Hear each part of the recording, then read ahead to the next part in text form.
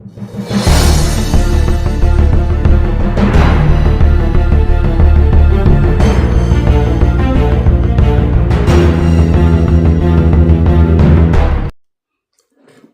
to Play by Play Sports. This is your host, Marlo Smith. I'm back again with another episode. This episode is going to be about the USC Trojans. Second season in the Big Ten. Year number 2 could be a really big year, and it could be a scary time for the rest of the Big Ten. USC Trojans, a lot of people, they look at the overall schedule, and they base their opinion on how they finish. But you have to really look at the overall outcome of some of the losses that they had and how close the games were, which could have went either way.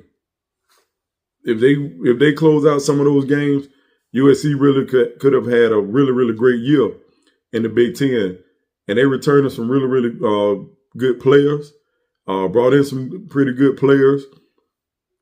And I'm going to dive into this and give you my reasons why I think USC could possibly win the Big Ten in year 2.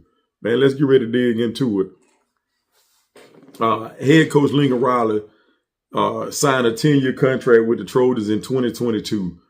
Riley is going into his 4th season with the Trojans. They had a hell of a ride with former quarterback Caleb. He was a really good quarterback. I thought at times they should have won or at least made the playoff with Caleb. You know, he was a really good quarterback, very explosive. And they had playmakers around Caleb. And I really thought that was their chance to do it. But as I look back, some teams have done well after they've lost these really high-impact superstars. They became more of a team. Everybody was bought in from the offensive side of the ball to the defensive side of the ball. So I really expect some great from USC this season, and I'm looking forward to watching them play in year 2 in the Big Ten.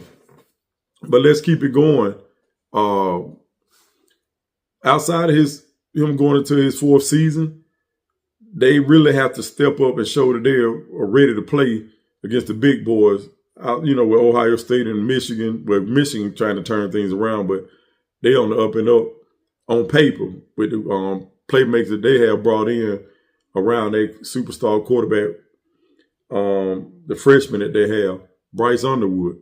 But the second season in the Big Ten, Lincoln Riley posted a 7-6 overall record, 4-5 in conference play. But like I said, the victories they had and the games that they lost, some of those games they could have easily won. And you go back and check the schedule, you will see what I'm talking about. They are not that far away in this conference. The Trojans lost close games against Michigan, 24-27 at the Big House. Granted, Michigan won much. They lost to Minnesota, 17-24 on the road, which that was a really good battle. Who have they lost to? Penn State, 30-33. On the road. Let me see. Well, they lost at home 30-33 to Penn State at the Coliseum, which that was a really good game. Penn State had a superstar tight end that was dude couldn't be stopped on the field. But they had a problem with him. And if I can remember, I think he scored the go-ahead points to get Penn State over the top. So those were games that USC could have won and really prepared them to a better season in the Big Ten. They weren't far off. They definitely weren't far off. They lost at Maryland at College Park, 28-29. They got to win these types of games for real. I mean, no joke. They have to win these close football games in this upcoming season because most of these games that they had at home now you're going to be traveling, but they still can win. they put together a great staff. Defensive coordinators back. They added Rob Ryan to the staff, who's a really, really good defensive coordinator, but he's there to be a linebacker coach. But he and D'Anton Lynn can really work some magic. But they got to win those types of games. They lost to the Washington Huskies 21-26 in Seattle. That's a game they could have won. And a 35-49 loss to Notre Dame at the Coliseum. That was a home loss that they got to take care of home field advantage. But Coach Lincoln Riley has a really good squad that people are sleeping on around the country. Coach Riley has a quarterback that's going to shock a lot of people around the country. And Jay Maeva, really, really talented guy who has a ton of talent. Is very explosive at the quarterback position. Really, really good dual threat quarterback. But Coach Riley is really potent when he has a really good signal caller running his offense. Jay Maeva passed for over 1,200 yards, 11 touchdowns, and 6 interceptions in limited action for the Trojans last season. They had Miller Moss, who started at quarterback for USC last season. And I think that's his name, Miller Moss. It's been a minute since I checked USC's, since the season been over, since I've been around any sports, but I'm coming back around with it, getting the wheels turning. But I think his name was Miller Moss. But let's not forget, in 2023, while playing for UNLV, Jay Maeva completed 63% of his passes, completing 224 passes for over 3,000 yards, 17 touchdowns, and 10 interceptions. The kid is really talented, but the Trojan offense have skilled guys to go along with this talented signal caller that Coach Lincoln Riley has. Let's not forget some of the guys that they brought in, and wide receiver Prince Strakan from Boise State, talented junior Jacoby Lane, Makai Lemon, Jay Farrer, who came over from Auburn, who's a really talented guy that you can go to on the football field. But Coach Lincoln Riley reeled in a big-time quarterback recruit, and Husan Longstreet, I hope I pronounced his name right, 6 foot, 202-pound dual threat from Corona, California, where he played at Centennial High School. The former 5-star quarterback passed for a total of over 4,700 yards, 43 touchdowns, and 10 interceptions, over 1,100 yard rushing, and 14 touchdowns during his high school career at Centennial High. And this kid, I'm pretty sure he's been on campus, and I'm pretty sure this guy's gonna probably end up being number 2 on the depth chart, because I didn't see much else on there. But he's a very talented guy. Granted, he needs time, and what better place than to sit behind Jay Maeva and be able to learn and not be rushing to action. So he's a really, really good young quarterback that they can build around in the future. But you never know. They got to get him ready, because he might have to come in there. You never know what happened in football with injuries and everything. You got to get that young man ready to play. But let's not forget the defensive side of the ball. Defensive coordinator D'Anton Lynn. This guy's gonna this unit has been playing pretty good. He's transformed the Trojan defense into a bunch of crazed dogs, which I think they're gonna beat a bunch of crazed dogs in 2023. I mean, learning a new system is not easy. You're not going to come in and master the defense and be in the top 10 or, right off the bat. A lot of people have different signals. Sometimes it takes time to get everybody to gel on that defense, within that defensive scheme. But this year I think they're gonna turn it up a notch. D'Anton Lynn as well as Rob Ryan. Even though he's a linebacker coach, that guy definitely can help out on the defensive side of the ball with play calling or implementing great ideas when they're in that boardroom, scheming up against other opposing opponents. So I think they're going to play like a bunch of crazed dogs, a lot of blitzing, zone blitzes. I can see that, little man. I think they're going to turn the heat up this season. I really believe they will. But the Trojans hired, like I say, Rob Ryan, the coach of linebacker, but he should blend in really well. That should be a nice tandem to help build his defense.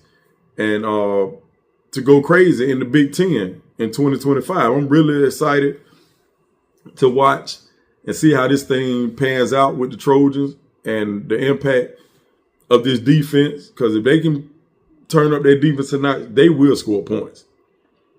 They will score points. Head coach Lincoln Riley is an offensive guru. They will figure out a way to get points. But if that defense is ready to rock, it's going to be on.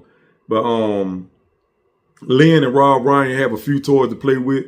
And defensive end, Anthony Lucas, freshman five-star Jakeem Stewart, Keyshawn Silver, Georgia Bulldog transfer, Jamal Jarrett, Cameron Fountain, Eric Gentry. He's a very, very talented guy, man. I'm telling you, Gentry, this guy is all over the football field when he is on the field. The goal is to get him to stay on the football field and be healthy. Small, this dude is tall, but he's slim. He's a slender dude, but he can hit. It's like he's a safety playing linebacker. And the boy can hit to be his size. So they can definitely use his athletic ability on the field, especially against teams with these high-flying offenses where this boy can play all over the field and you don't have to take him off.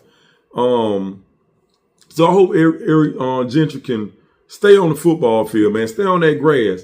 And let's not forget about cornerback DJ Harvey, Bishop Fitzgerald, who transferred from NC State, and Prophet Brown. They have everything they need.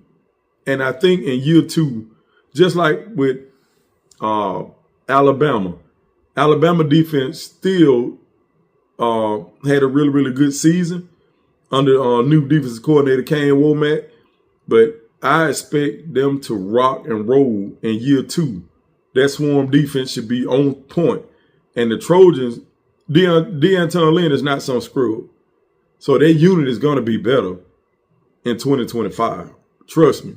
But I truly believe Coach Lincoln Riley will have his best coaching output this season without the big household names.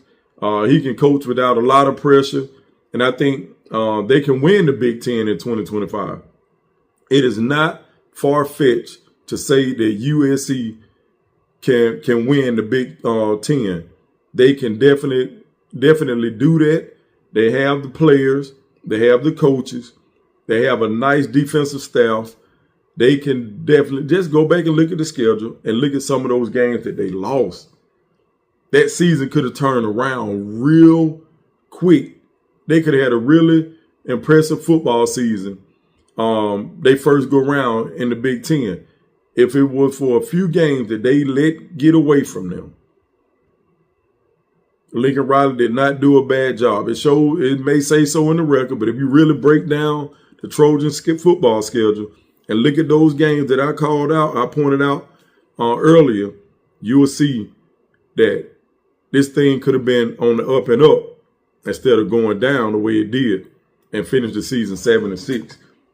But make sure you guys subscribe, like, and share this channel.